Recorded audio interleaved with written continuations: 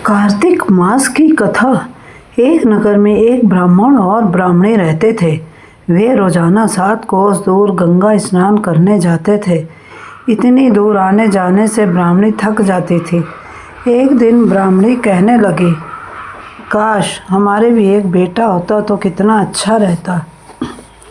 बेटे के बहू आती और हमें घर वापस जाने पर खाना बना हुआ मिलता और बहू घर का काम भी कर देती। ब्राह्मणी की बात सुनकर ब्राह्मण बोला, बात तो तू सही कह रही है। चल आज मैं तेरे लिए बहू ला ही देता हूँ। ब्राह्मणी बोली, वो कैसे?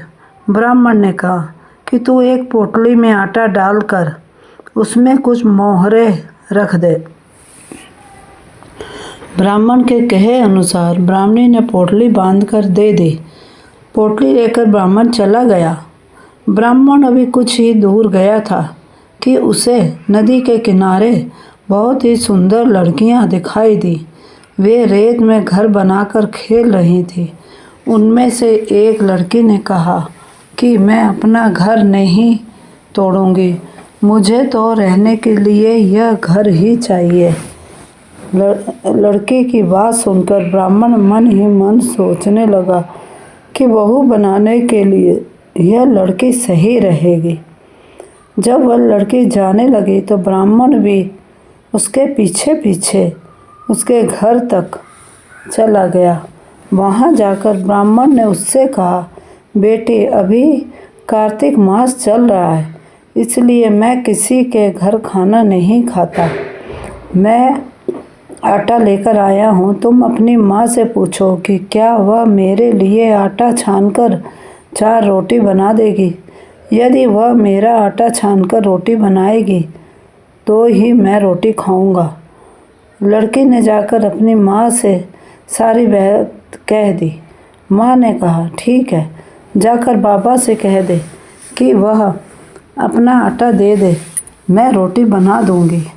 जब वह आटा छानने लगी तो आटे में से मोहरें निकली। वह सोचने लगी कि जिसके आटे में इतनी मोहरें हैं उसके घर में कितनी मोहरें होंगी।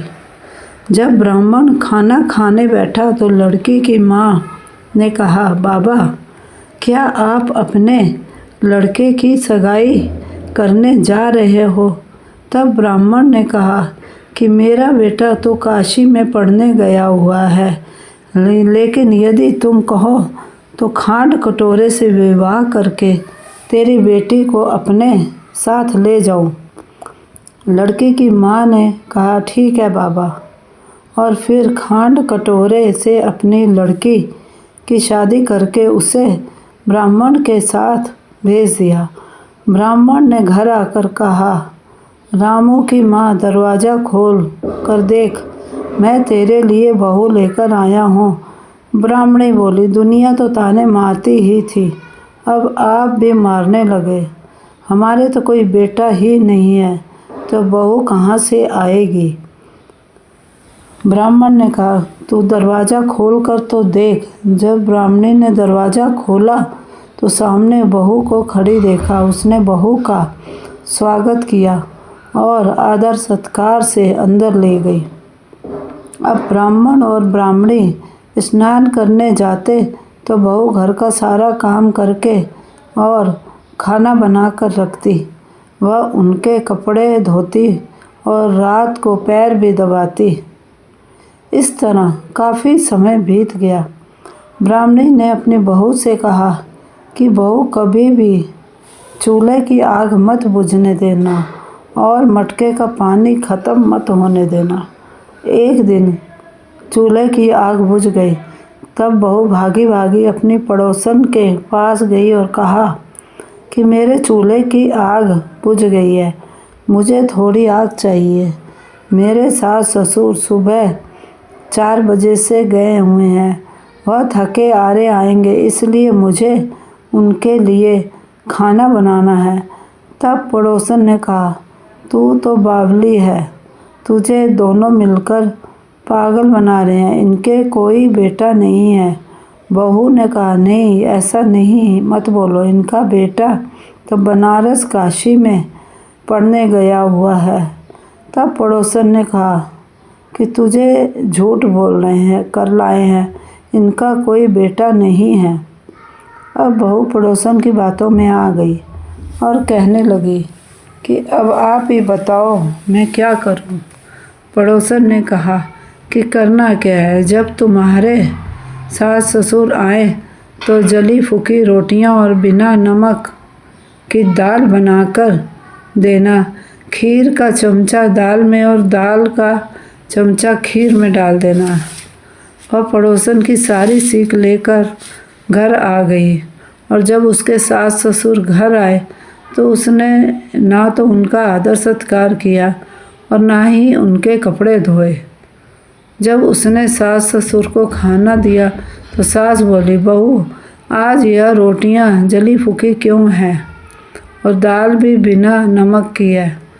तब बहू ने पलटकर जवाब दिया कि एक दिन ऐसा खाना खा लोगे तो कुछ बिगड़ नहीं जाएगा तुम्हारा। सास ससुर को खरी खोटी सुनाकर वह फिर से पड़ोसन के पास गई और बोली कि अब आगे क्या करना है। पड़ोसन ने कहा, अब तुम सातों कोठों की चाबी मांग लेना। अगले दिन जब वे स्नान करने के लिए जाने लगे तो बहू अड़ गई कि मुझे तो सातों कोठों की चाबी चाहिए। तब ससुर ने कहा कि इसे चाबी दे दो, आज नहीं तो कल इसे ही देनी है। तब सास ने बहू को चाबी दे दी। सास ससुर के जाने के बाद जब बहू ने दरवाजे खोले तो देखा कि किसी में अन्न भरा है, किसी में धन भरा है, किसी कोठे में बर्तन भरे पड़े हैं। और जब उसने सबसे ऊपर का 7वां कोठा खोला तो देखा शिव जी, माता पार्वती, गणेश जी, लक्ष्मी माता जी, पीपल पथवारी, कार्तिक के ठाकुर, राई दामोदर, तुलसी जी का बिड़वा, गंगा यमुना व 33 कोटि देवी देवता विराजमान है। वहीं पर एक लड़का चंदन की चौकी पर बैठा माला जप रहा है। यह सब देखकर उसने लड़के से पूछा कि तू कौन है। तब लड़का बोला कि मैं तेरा पति हूँ, अभी दरवाज़ा बंद कर दे, जब मेरे माता पिता आएंगे तब दरवाज़ा खोलना। यह सब देखकर बहू बहुत खुश हुई और 16 श्रृंगार कर सुंदर वस्त्र पहनकर अपने सास ससुर का इंतज़ार करने लगी।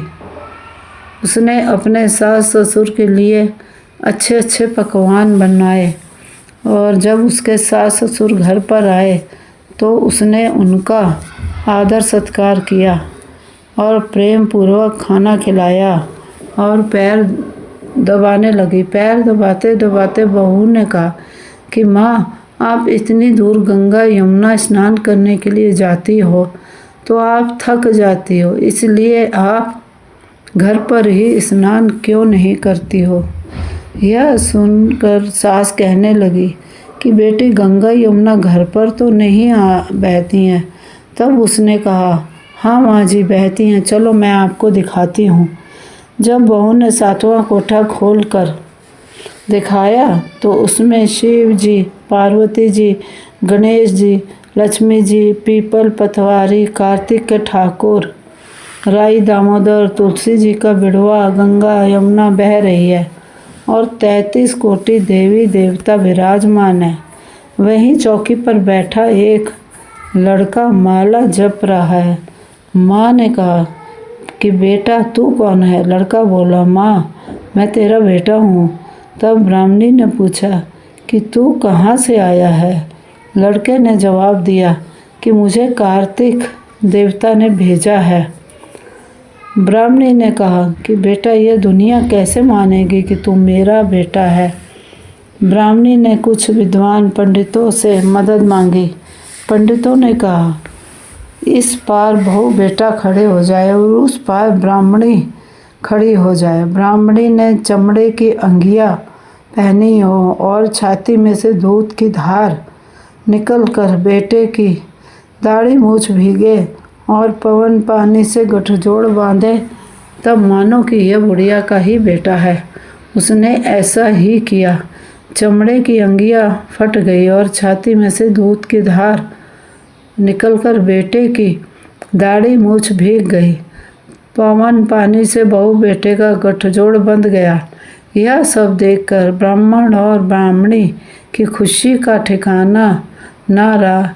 हे कार्तिक के ठाकुर, जैसे ब्राह्मण ब्राह्मणी को बहू बेटा दिया वैसे सबको देना। कार्तिक मास की कथा कहने सुनने और ओंकारा भरने वाले सब पर कृपा करना। हमारे चैनल को सब्सक्राइब अवश्य करें।